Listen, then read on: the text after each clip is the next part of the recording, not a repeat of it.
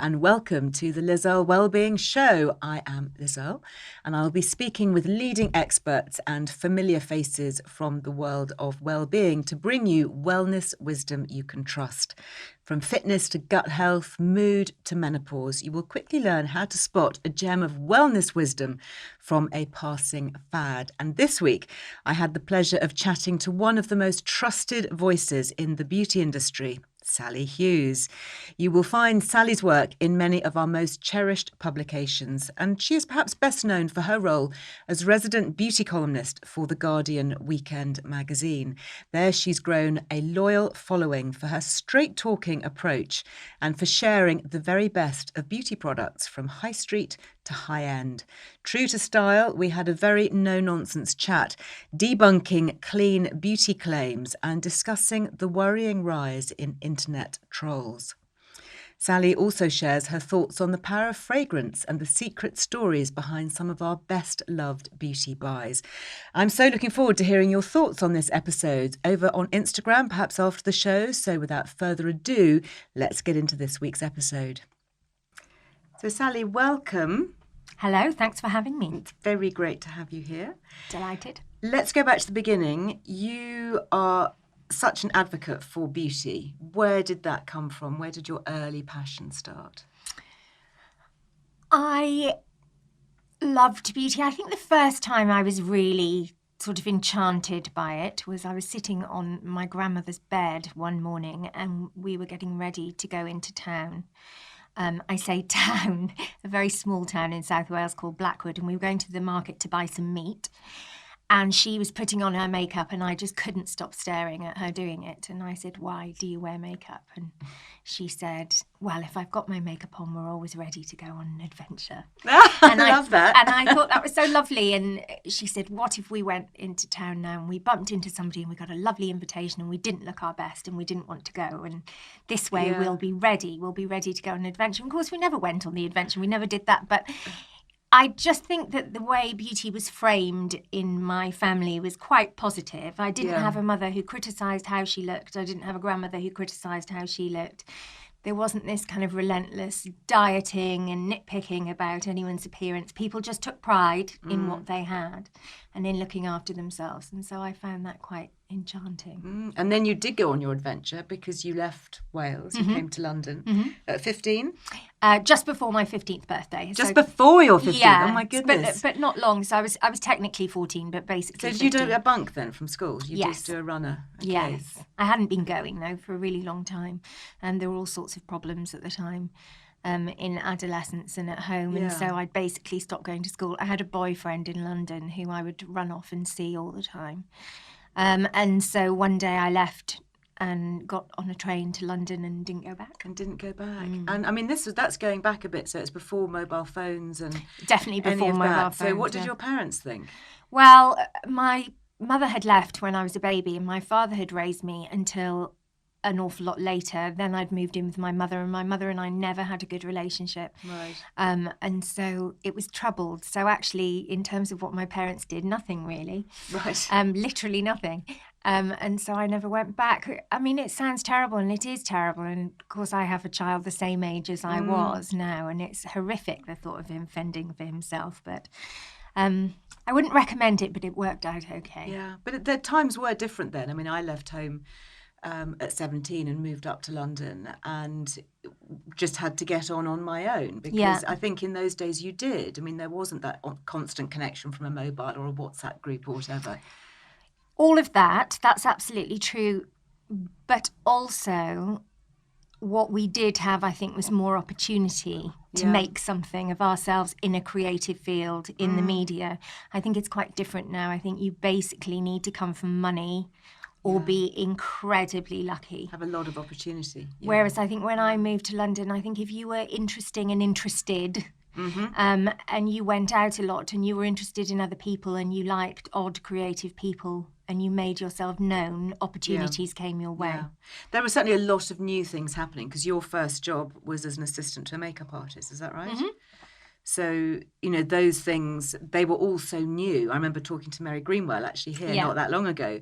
And she was saying, you know, she started working in a cosmetic counter and was asked in Hollywood just to go and do somebody's Yeah. makeup because there was nobody else there. Exactly that. Exactly that. She found herself accidentally doing a magazine cover, didn't she? Yeah, Mary? exactly, as you do, or as you did back then. Yeah, and in my case, I met Lynn Easton, who was known as Pearl, who at that time was one of only about 10 makeup artists in London. It really wasn't what it is now. I think people don't realise how rare it was in those days.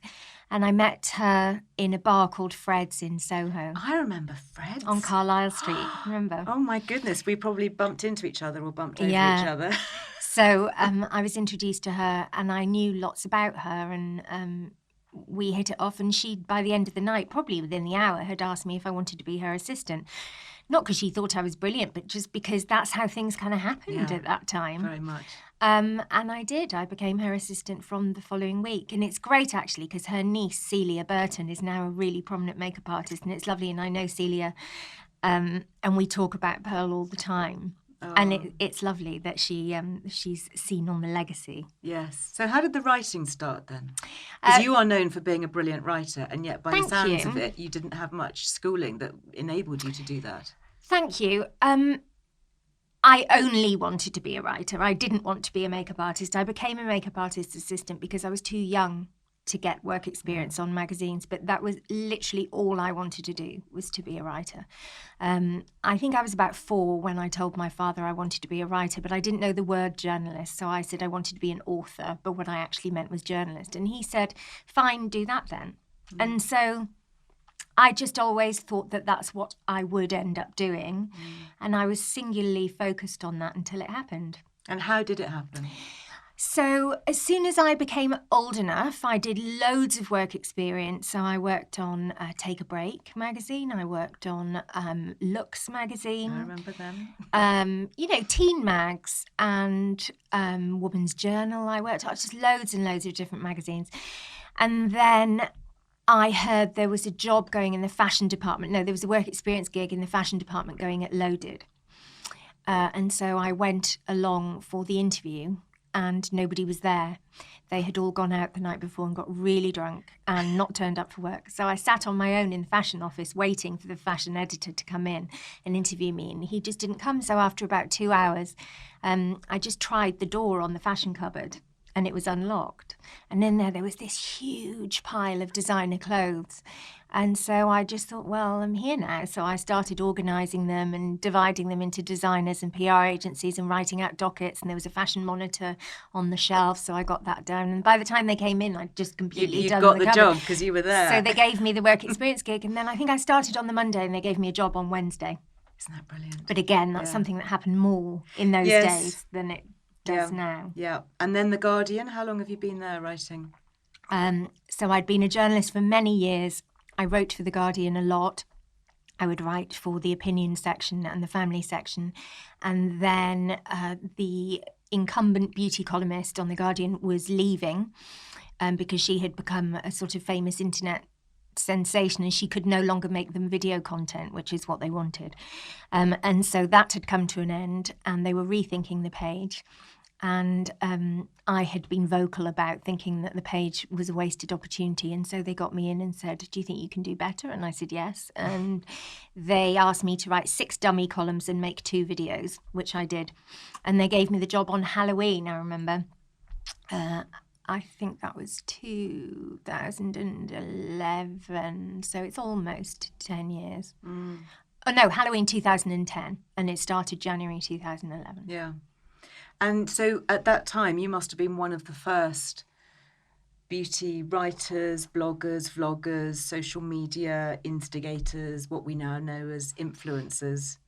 Well, I think The Guardian was good in that it was, by the time I joined The Guardian, in fact, the reason I got that job is because they wanted video content and their current columnist wasn't able to make it for them because she had her own YouTube channel.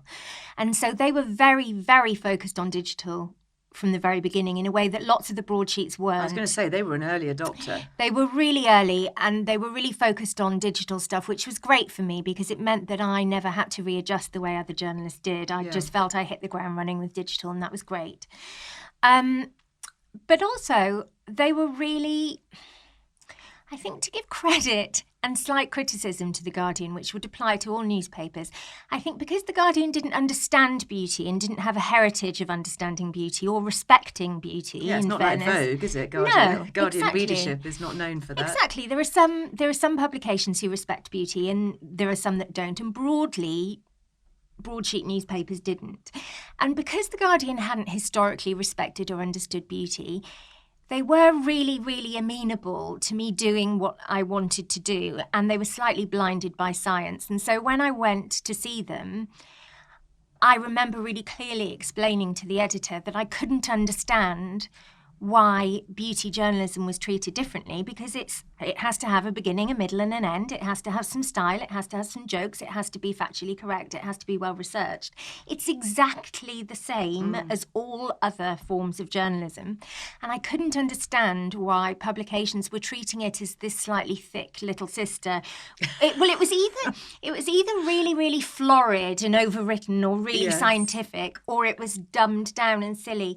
And actually, I said to my editor, every woman I know is intelligent, funny, skeptical. Has a bathroom full of stuff. And every woman I know likes to look nice. Yeah. So why are you treating as though these women are over here and the woman who likes to look nice is over here? It is literally the same woman. Yeah. And so stop patronising her. Yeah. And they were like, yeah, okay. You must have seen a lot of change in the digital space and the social media space over those years. Change for good and maybe change for not so good. Yeah, I mean, it's the biggest change that anybody in the media has ever seen, I think. It's the biggest thing since the printing press, isn't it? There's nothing bigger than the digital revolution. And yeah, I mean, it's had good and bad effects. I have to straddle both. Because you've had some bad stuff. Last year, you were quite vocal about trolling. Last year was pretty horrible. Last year was really, really difficult. Tell us what happened. So a blogger who I didn't know, a mummy blogger, got in touch with me and asked me to help her because her life and her mental health was being ruined by a hate site.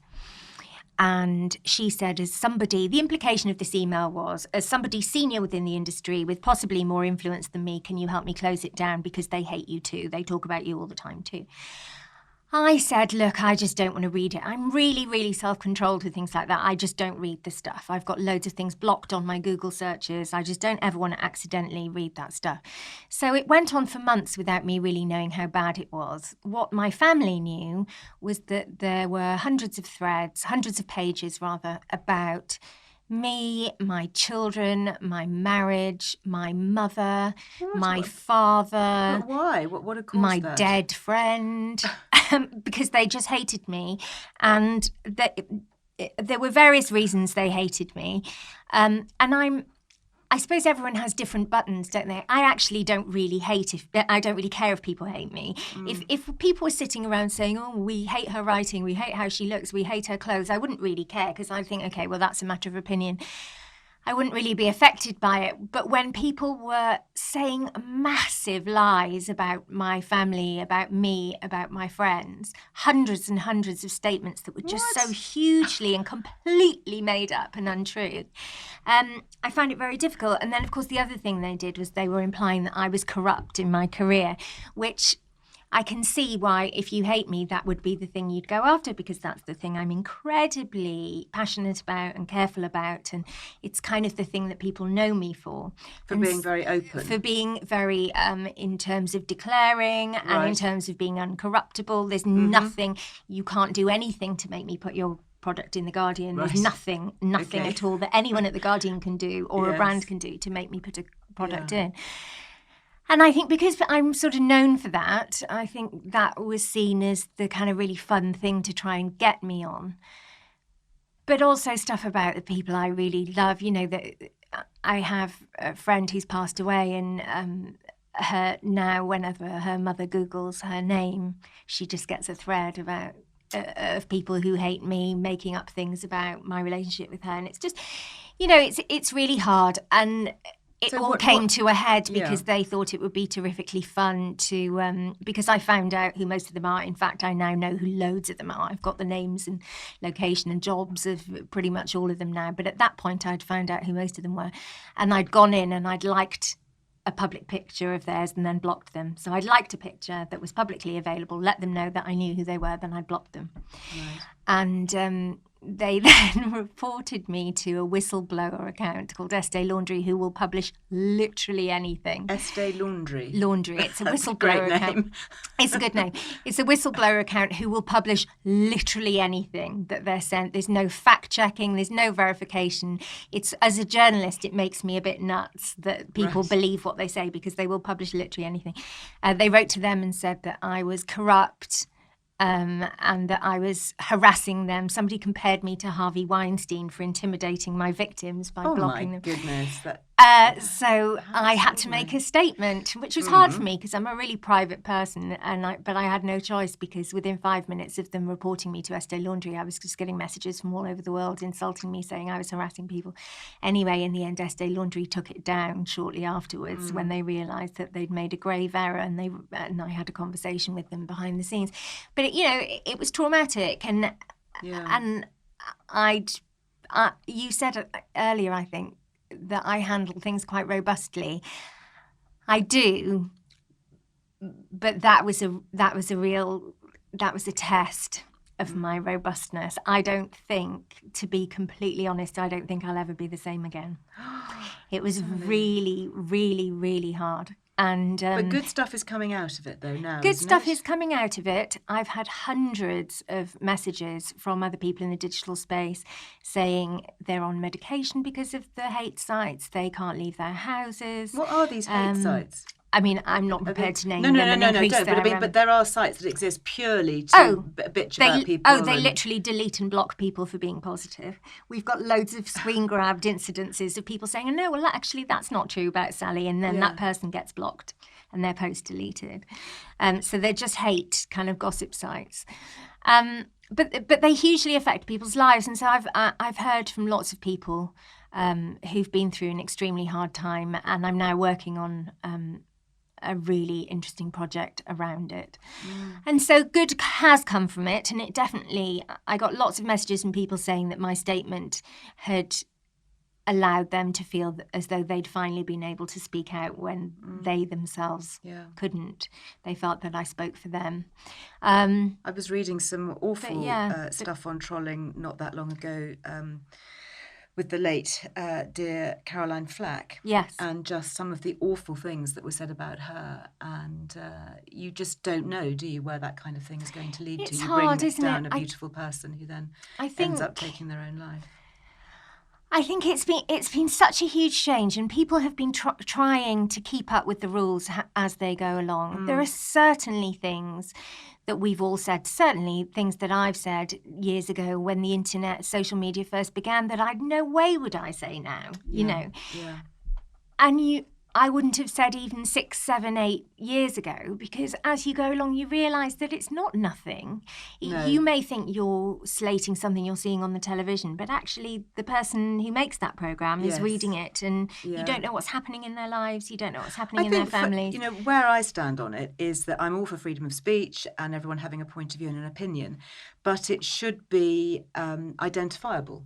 So, in the old days, if we kind of rewind the clock before social media and people were writing to each other on letters using pen and paper, if you received an anonymous letter... the anonymity is just ridiculous. If we had a horrid letter sent to us saying, causing death threats or whatever, you take it to the police and the police would go and prosecute that person for it. So why we allowed this whole situation where there is anonymity? I mean, people know who you are. They know who I am. They know that a lot of people have public accounts. And I'm all for that, but why not have a legislation where absolutely have your Twitter account, have your Instagram, whatever, but it needs to be under your real name and verified. That would stop a lot of the nastiness, don't you think? Yes, absolutely. The moment I felt a bit more in control of what had been a really, really traumatic situation was when I had a piece of paper in front of me with everyone's name, their job, where they worked, where they lived. Because then you're accountable. I mean, for heaven, you can say what you like to anybody. Well, and then you can go, well, you're just people, and actually your quantity is quite small, because lots of them have multiple accounts, of course, because if I block them, they start another anonymous account so they can continue to follow me.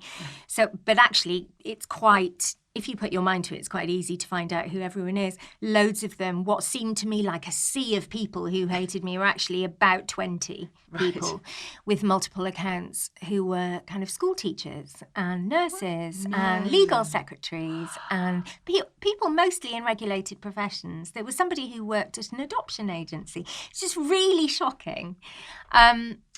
But when you know what you're dealing with, the unknown is scarier, right? When you know what you're dealing with, you kind of think, okay. But you're strong and you have good mental health. But I think that the I have worry good people around me too.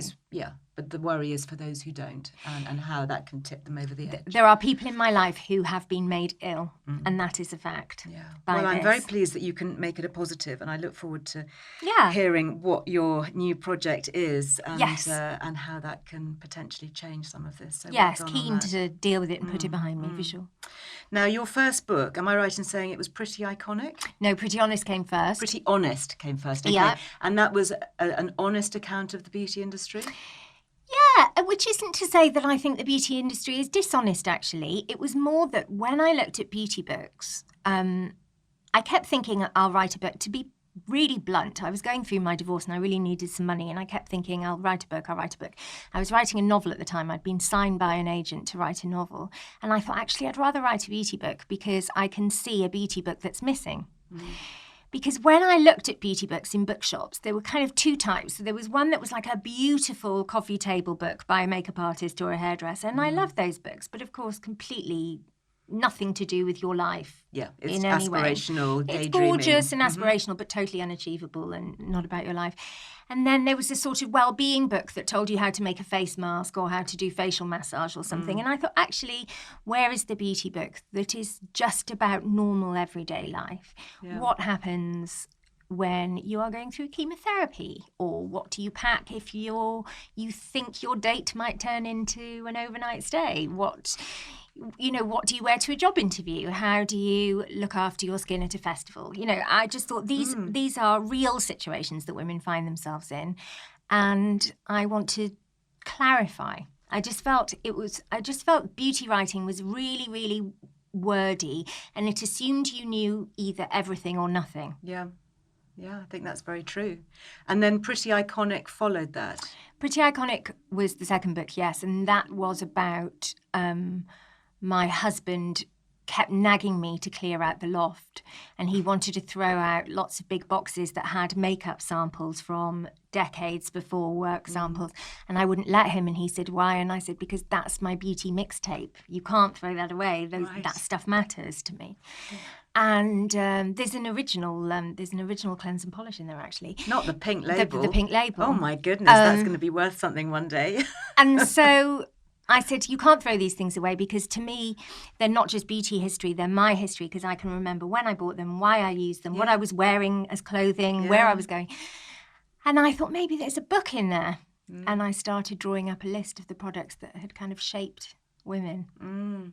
And your favourites from that? I mean, if you had to, I know you're always asked this, but if you have to sort of nail your top 5 or your top 10?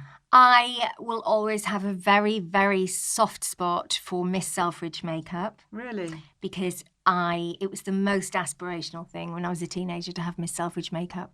And it was really good makeup. I remember it being very bright. Very cool. Yeah. And I love the Youth Dew story. I love Mrs. Lauder. Yes. When Estee Lauder invented Youth Dew. So tell us the story about it. So Mrs. Estee Lauder, who, as you know, was the founder of Estee Lauder Companies, when she formulated her first fragrance, Youth Dew, she formulated it as a bath oil because in those days women couldn't buy perfume for themselves. Men bought you perfume and diamonds and underwear and flowers, and women could not buy themselves a fragrance. So she cheated it by calling it a bath oil, even though it's a perfume oil, essentially. Yeah. She took it to Saks Fifth Avenue and pitched it to them. And they said, we're not going to buy that. We'll never be able to sell fragrance made by a woman who isn't a couturier, because in those days, fragrance was made by mostly male couturiers, with the exception of Coco Chanel. And they said, women will not buy themselves perfume, and they will certainly not buy a perfume made by an American Jewish woman who has nothing to do with fashion. And so, undeterred, she deliberately then dropped the glass bottle of Youth Dew on the floor of Saks Fifth Avenue. No, knowing what would happen. So the whole of Saks Fifth Avenue really smelled strongly of Youth Dew, and I'm sure you know Youth Dew. It's not it's a subtle heady scent. fragrance. And then for the next 2 weeks, women kept going up to counters and saying, "What's that smell?" What's that smell? I love it. Until they were forced to stock it to meet the demand, and it was the best-selling fragrance of that year. She's so clever. I love that. I've got a real soft spot for those old New York women with moxie who were kind of entrepreneurial. Well, we think about the great names: Helena Rubinstein, Elizabeth Arden, Estee Lauder, real women doing real grafters. things. Yeah, totally. So that's one of my favourites in the book. But there are lots. And the most gratifying thing about that book is how many women said, "My mother and I read this the other day," and we were going, remember that, remember that. Yeah. Or people who've been friends with their girlfriends since school have reminisced about Lulu perfume or something in the book. Yeah. Well, the great thing about scent, isn't it, is that connection with the limbic brain, and it just immediately transports you. You just catch a whiff of something and instantly you're taken back to. Yeah. You know, whatever it is. I can't actually walk past a field of grass that's being cut without being taken back to my O-level revision, because I used to sit in a field and revise with the grass it's the most being cut evocative thing. Instantly, or unfortunately, you might get a whiff of something that was worn by somebody that you either liked or didn't like. Saint Laurent Jazz. Can you remember Jazz? I do remember Jazz. That's my first snog. Really? Yeah, that's First snog in a totally my bottle. first snog. And actually, when I smell it occasionally, you don't smell it so much these days, but if I pass someone, I feel happy, because it was a nice experience, it was happy. Yes, I remember Margrief, my mother used to wear it, Oh, and love Jolie Margrief. Madame as well, and they're just getting that waft, and she would come and kiss me goodnight if they were going out to Gorgeous. some lovely event, and there would be this cloud of perfume. And actually, I posted about perfume on my Instagram not that long ago, and a lady said to me, because we were talking about scents that get discontinued, because I used to wear Gucci Envy all the Gucci time. Envy's a brilliant Yeah, fragrance. and then they flipping It's stopped such a it. good fragrance. I bought every bottle I could find on eBay, and actually, my husband was really sad because I was wearing that fragrance when we met, and he associates it with me. It's kind of part of me, and I can no longer wear it because it doesn't exist. They should bring Envy back, because in perfume circles, it is a really well-respected perfume. It's a very beautifully constructed perfume. Yeah. And there's so much love for it that they should bring it back as a limited, I think. They should. Well, if they're listening, we'll have to send them this tape, because the other thing that a lady wrote to me and said her mother had been wearing, I forget what it was now, but it was a fragrance that was then discontinued. And she said, "I'm just so sad, because every time I smell it, it reminded me of her, and had so many happy memories of somebody who's no longer with us. And now it's gone, and that opportunity's been taken away from me." There's nothing more evocative than a whiff of a loved one, or as you say, a hated one's perfume. What do you wear now? Do you have a new favourite? So I rotate a lot. I always have number 5 and Coco on my dressing table. I wear Frederic Malle quite a lot. I like Portrait of a Lady, L'Eau d'Hiver. Yes. Musk Ravageur, which is what I'm wearing today. I like Dime Blonde Serge Lutens. I like La Mandière by Healy. Lots. I'm a perfume junkie. Yeah. I love it. So do you think these days that we are having more of a wardrobe of scent and not just one signature scent? Yes, and I think the rise of cult niche perfumery has been really exciting, actually. Yeah. I think it's really given a boot up the backside of the entire industry, though it does feel like a two-stream industry fragrance now, doesn't it? Yeah. You have your niche cult brands, and then you have your buy over-the-counter at Boots. Yeah, the massive ones when you walk through duty free at the Christmas airport, and it's coffret, just just everywhere, and you don't get the little niche ones, it's exciting. I was passing through Liberty the other day, and their perfume hall is amazing. So beautiful. And female perfumers are doing so well as well. They're really at the helm of major brands. I wrote a big piece for Vogue recently about female perfumers, and some of the biggest fragrances in the world now are designed by women. Fascinating. You mentioned there about niche brands and smaller brands, and of course I think that's the big change that we've seen over the last 20, 30 years, is it's gone from the big doyens that we were talking about, Lauder and Arden and Helena Rubinstein, people like that, to these much, much smaller niche brands, often makeup artist-led. Do you see more of that happening? What do you see in terms of trends? I mean, certainly that's huge. And I think those brands are responsible for the skincare revolution that we're seeing now. Obviously, anybody in the industry knows that skincare is killing it. Makeup, not so much. Hair's doing very well. And I think the fact that skin is thriving to such a degree is largely down to those kind of cultish brands. And I love them too. The issue I have with them, I think we live in a world where people at the moment are on a bit of an anti-establishment tip, where they like the rebels, they like the disruptors in all aspects of life, not just beauty. And they are instantly distrustful of establishment brands and figures.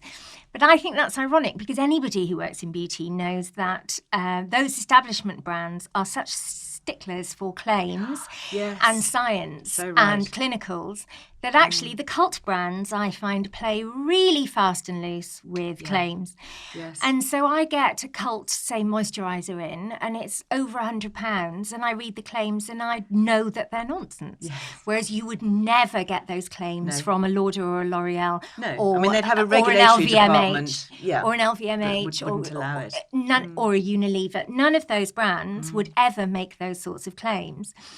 And in all the years I've worked with cult brands, establishment brands, heritage houses, young up-and-comers, the ones who are the most scrupulously honest about efficacy are the biggies. The big guys, because they have to be. Because they have to be. Yeah. Because everyone is watching. There are lawsuits waiting to happen. They are really tightly regulated.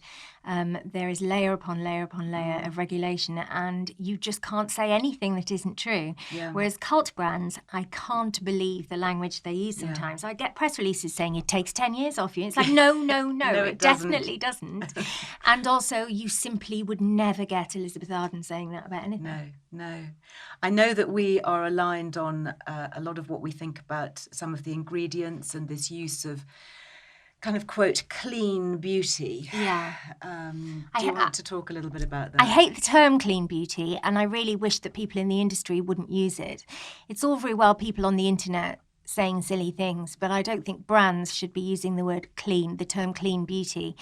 Because I see it as entirely cynical and marketing-led. The implication with clean beauty is that other beauty is dirty and toxic, which is nonsense. Yes. There is nothing in consumer skincare in Europe that is toxic. No. Everything is scrupulously safe, has been tested to the nth degree for many years. And I think that's the other thing that people don't give credit for, is how many years these products and ingredients have been used. People go on and on about parabens, which is one of my pet hates. There's nothing wrong with parabens. No, oh my goodness. Nothing wrong with parabens. I'm so with you on that. I wrote a lot about that. On and on about parabens. And then you say, well, you know you eat them every day in your food, right? And of course they don't. And I say, so what are you preserving with then?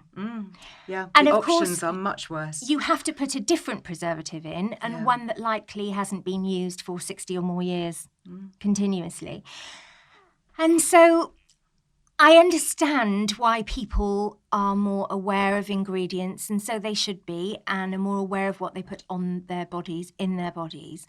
However, I feel that brands have a responsibility to be clear and open and truthful. And I think the clean beauty industry movement has cynically taken advantage of misinformation for marketing. And I completely agree. And I remember when the whole parabens, the bogus study was first published. It must be, gosh, I don't know how long ago now, 20 years maybe? And it's so discredited. So discredited. And, for anybody who still believes that parabens could be even remotely linked with breast cancer, that is just such nonsense. And yet it is just repeated again and again and again. And even now you just see new brands coming out all the time that, proudly say on the label, no parabens, as if that's a good thing. Exactly. I actively look for products containing parabens because I know I want it to be stable. Yes, I want it to be stable, safe, not irritate my eyes, not irritate the rest of my skin, not to breed superbugs. I bought a product the other day that had a very poor preservative system in it, and within a few days it had developed a mold. I sent it off to be tested. It was Aspergillus niger, which is also known as farmer's lung, which can kill you. And I think people are unaware that by putting products potentially, they go in the eyes, they go on the lips, they're going through your mucous membranes. It's really serious stuff. You've got to properly preserve a product, There is this infuriating belief that has stemmed from that whole kind of wellness, unregulated wellness industry, that natural equals good, synthetic manufactured equals bad. Cyanide is natural. Yeah. Arsenic, the most toxic substances in the world are natural. The most toxic substances in the world are natural. I would like to see, as much as I am pleased in many ways that the industry, that the consumer rather, is now really focused on ingredients and efficacy. I think that's a really good thing. But I would like to see respect for formula to return, because that's what I like. I like formula. Yeah. And this belief that, well, if I take a bit of salicylic acid in this bottle and, a bit of hyaluronic acid in this bottle, a bit of retinol in here, and I do this sort of pick and mix thing, I'll have perfect skincare. But actually, it's formula that makes the something combination, good. The combination, the quantities, the stability. Would you not use individual ingredients? Would you not use hyaluronic acid on its own, for example? Well, hyaluronic acid is obviously not going to hurt anyone. It's not going to cause anyone any problems. So maybe that's a bad example. But I do think that in the past 2 years, when I am doing events, which I do all the time, when it comes to the Q&A at the end and women come and ask me beauty questions, when they have skin that is really troubled, and I say, what are you doing now? 9 times out of 10, she's still talking 5 or 6 minutes later. And I'm like, stop. How many things are you using? Stop. You just don't need all of these things. Yeah. And they're using 13, 14 different ingredient products instead of 3 beautiful formulas. Yeah. I mean, who has the time, of course, there's that. Yeah. But also, you can't just chuck the higher the concentration, the better products at yourself and think, well, they'll work the best. The more retinol, the more vitamin C, then the better it'll work. That's just not the case, Interesting you mentioned retinol and vitamin C, because, I mean, I obviously haven't been connected to the beauty company for a long time, so I'm kind of out of the loop in terms of modern formulary and we'd never used back in the day, retinol, because it wasn't on our radar back then. Are those things that you're really investing in yourself? Do you think that using retinols and using vitamin C are the key ingredients to look for now? Well, we know they work, so that's good. We know that clinically those ingredients in the right quantities, in the right formula, work. So that's hurrah for that. We like things that are proven. I'm personally not much of a retinol user. It's just not particularly my bag. I do love vitamin C. I suppose we just have different things we want to tinker. I'm not so obsessed with wrinkles, and I have never had spots. Yeah. So retinol is not really my obsession. What I'm interested in is, I hate having dull skin, which I'm prone to, and I hate having uneven pigmentation, which I'm certainly prone to. And so vitamin C is just more my bag. Sometimes, if I am doing a column on retinol, I'll have to go through several months of using different retinols, and then I do, and I'll use the vitamin C in the morning and a retinol at night. But to be honest, left to my own devices, I will use a mild vitamin C for some glow and perkiness in the morning, and a higher concentration vitamin C at night. And how do you get the stability? Because I was always concerned that vitamin C wouldn't be stable in a product. Do you need to use an ampule or a single I want dose? An airless pump. I want an opaque airless pump. Okay. Ideally. Kept in the dark, and if I see any colour change, then I'm never writing about that product. If I see the colour change, if the smell changes, and that happens a lot. It happens a lot. When people have the dropper bottles of vitamin C, and I just think, what? How are you keeping that stable? Yeah. Do you think we have to pay for what we get, or can we find good value, cheaper products? We can definitely find good value, cheaper products, absolutely. And I frequently see products that cost the earth that are just useless. I mean, it really depends with money. People say to me all the time, is it worth spending this amount of money on this cream or this serum? And I kind of think, well, that's not really for me to answer. It's, what does that money mean to you? Would I personally spend £150 on a moisturiser? No, I would not. I know that I don't need to. Yes. And you know that you don't need to. Yeah.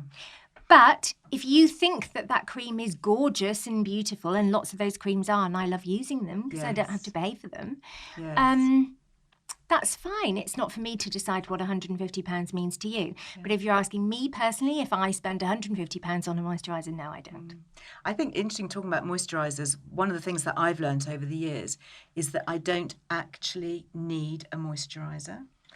And this is a bit of a revelation for a woman in her 50s. And I've become a real fan of serums. I love serums. I just think that, replacing that water loss, that, creating that barrier function on the skin, it's been quite an eye-opener for me to actually take my foot off the gas of the moisturiser. I think by the time you get to moisturiser, it really can't do any heavy lifting anyway. I think that I feel about moisturisers the way I feel about jeans, in that I think... Jeans or jeans? Denim jeans. Right. I think basically everyone wants the jeans that make their bum look good and that are comfortable. And sometimes you're lucky enough that your jeans are from Georgia Asda and you only have to spend £10 on them. And sometimes, unfortunately, your jeans are £200. But there's no qualitative difference, really. It's just which ones float your boat. And you're lucky if you can get the moisturiser you love for cheap. But I really don't think that the more money you spend on a cream, the more it's going to do. Yeah. I mean, I got a moisturiser the other day that was £450, and I just thought, well, you could have 2 lots of really good Botox for that. I mean, I just don't... I don't see... Yes. I don't see how anybody would want to spend that on a moisturiser. Yeah. Where do you think the industry is heading if we look to the future? Do you think, if we look into the crystal ball? I think that the emphasis on skin will continue, but not necessarily just in skincare. I'm pleased to see that makeup is coming back to skin. That makeup is going back to about good quality looking skin rather than covering all the skin up.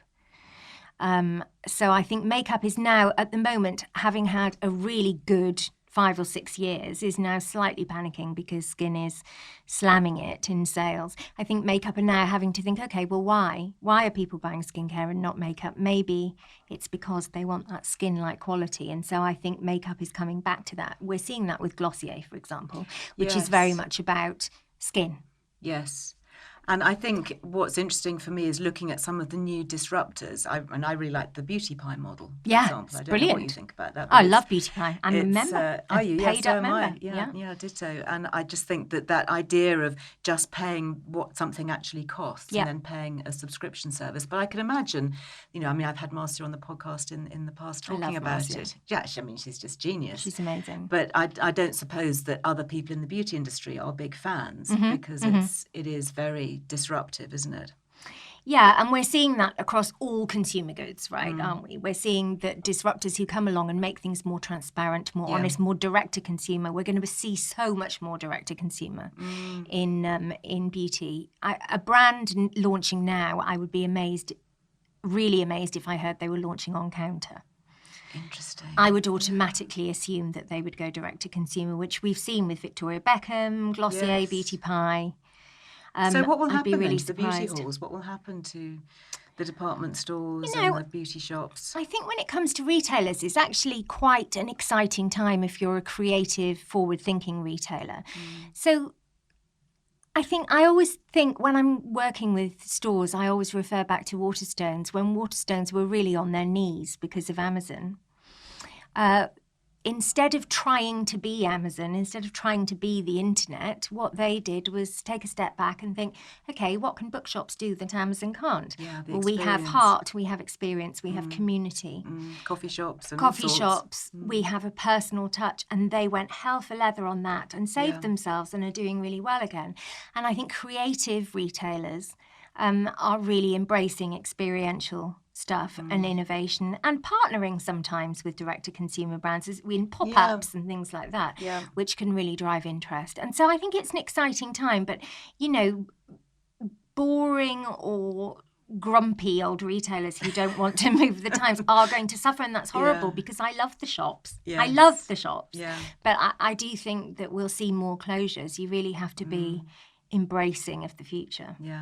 Something else which I'd like to finish on, which I know you also love and I love too, and that is our dear Queen, Her Majesty the Queen. Your book. Love the Queen. Love the Queen. I mean, we just love the Queen. All hail the Queen. And so your most recent book is called Our Rainbow Queen. Yeah, it's such an odd project. I was so thrilled to do it. Was that your idea? No. So my other books have been my books, my idea. But Our Rainbow Queen came about because I wrote a column, not a beauty column, I write other things, and I'd written an opinion column about how much I love the Queen. And it did extremely well, that column. And I think partly why it had done well is that people were quite surprised that I would love the Queen, in that, I'm relatively left-wing. I'm not particularly a royalist, but I do love the Queen. So I wrote this column, and then Penguin got in touch and said that they had just secured the archive of all the Queen's social functions, royal engagements over the years, and they wanted to write a book, but they didn't want it to be a classic royal book. They wanted it to feel a bit more contemporary and edgy.